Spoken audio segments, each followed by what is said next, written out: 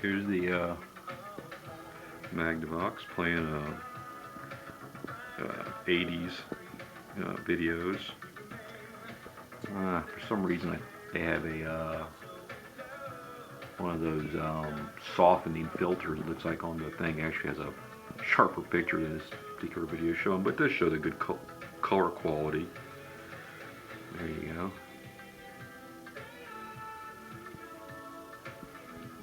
I had another video with a DVD in it. This is over the air. I had another video with a DVD of Wizard of Oz, but of course it ran a little bit long and I was unable to figure out a way to clip it short enough for YouTube, so I'm making another one. I'll try to keep this one at under 15 minutes. I kind of got carried away with that other one. Anyway, this is that Magnavox that I had on part 1. You'll see that this one, it even has this original sticker here.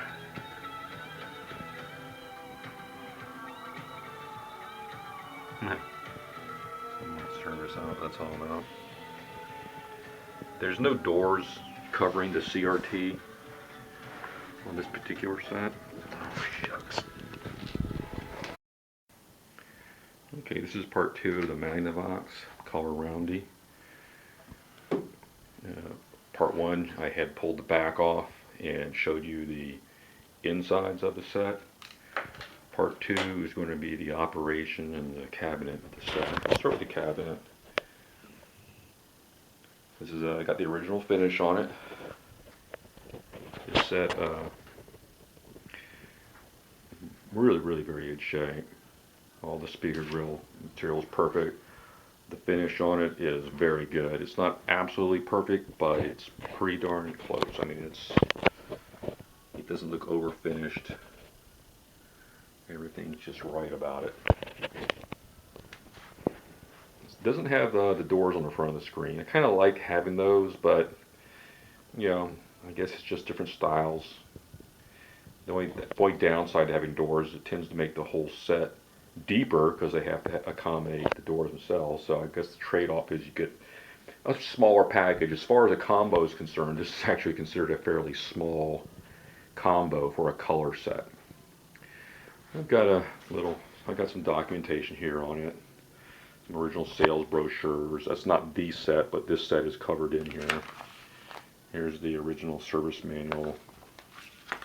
Some documentation that comes along with it, you know, showing the speaker layout and whatnot. Just for this purposes, I'm not driving it through a DVD box. I'm actually going to get some over-the-air stuff.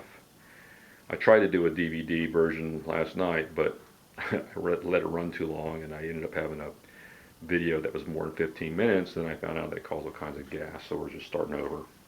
Anyway, let's start with the control layout. It has a color, brightness, tint. You have a UHF. Yeah, it's a little bit dirtier. I need to dust it. VHF knob, tuning, loudness or volume, stereophono, which is the phonograph, FM stereo, which is FM multiplex stereo, regular FM, which is not the multiplex stereo, it's just mono FM, but it's no AFC. Then you have FM AFC, which is a way to facilitate tuning. It basically locks in the local oscillator on the tuner to whatever strong signal it's near. That's why if you're trying to get distant stations that are a little bit weak and it happens to be next to a strong signal, turn off the AFC if you have that option. The stereo, it defaults to AFC, so you can't do anything about it, but then you wouldn't want a distant station on stereo anyway. You have a lot of noise. But you can put on just regular old FM and you can tune in distant stations, and the AFC won't kick in and override it to a strong one that happens to be adjacent to that. You got the AM, of course, and the TV selection, bass, treble, and again the speaker, interior, exterior, if you had exterior speakers hooked up.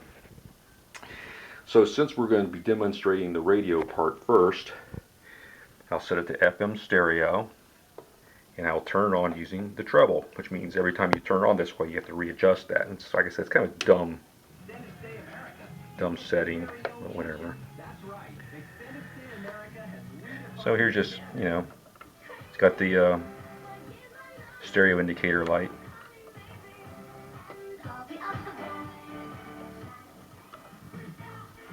Oh, there you go. There's some vintage stuff, disco there for you people who remember those days. Perhaps fondly, perhaps not so fondly. Anyway, we'll click on to the FM. Now this time I'm not using the AFC, so tuning's a little more sensitive to weak stations, like for instance. Let me try to find them. Well, here's an example.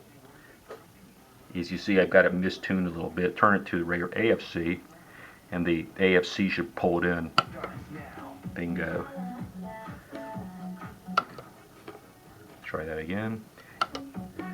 So, you know, if there happened to be a station right next to this that I was trying to pick up, it wouldn't let me do it in the AFC mode. It'd automatically switch over here.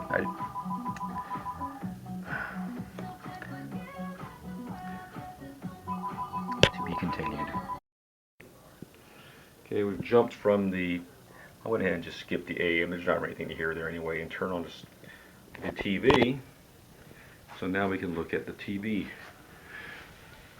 Oh, of course, I was watching 80s videos, but now we've got, it's like 80s videos talk. Sorry about that. But anyway, it gives you an idea of the quality of the picture. It's pretty good using VH1 Classics show. Yeah, I really wish I had that better channel to show than this.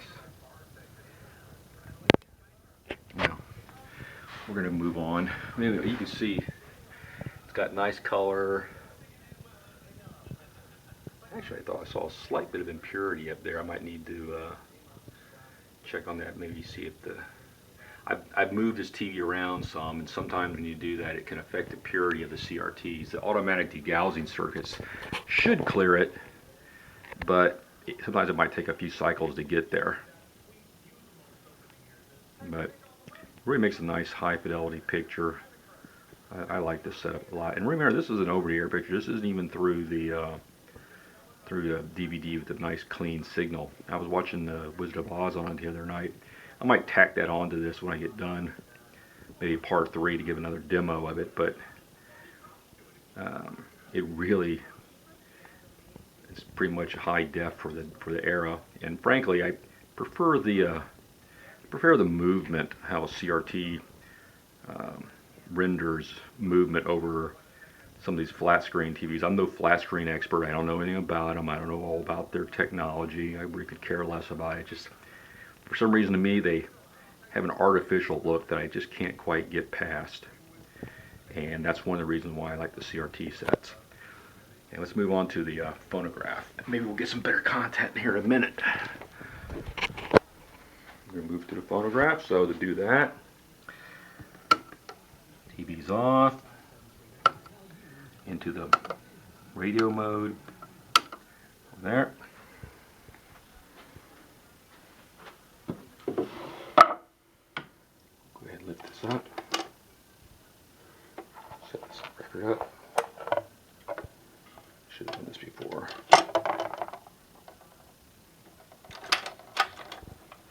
I think I've demonstrated the micromanage before. Basically, the head taps the record to find out what size, know if it's a 45 or an LP.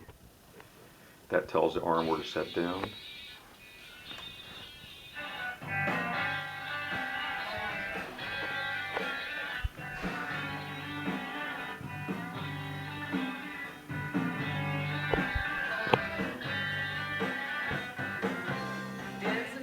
And we're listening to Dancing Days again. Yes, I do have other albums. I just tend to move this one around a lot. Let me turn it off.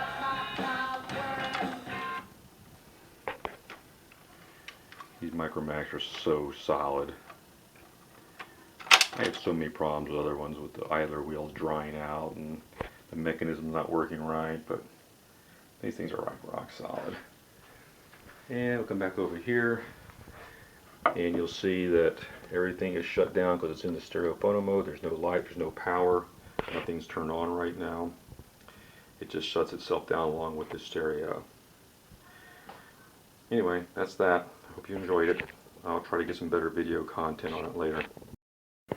Cartoons are always interesting for demonstrating video. They tend to have very vibrant colors, really bold edges and all that kind of stuff. Of course, I'm going to catch it right at the time of a commercial.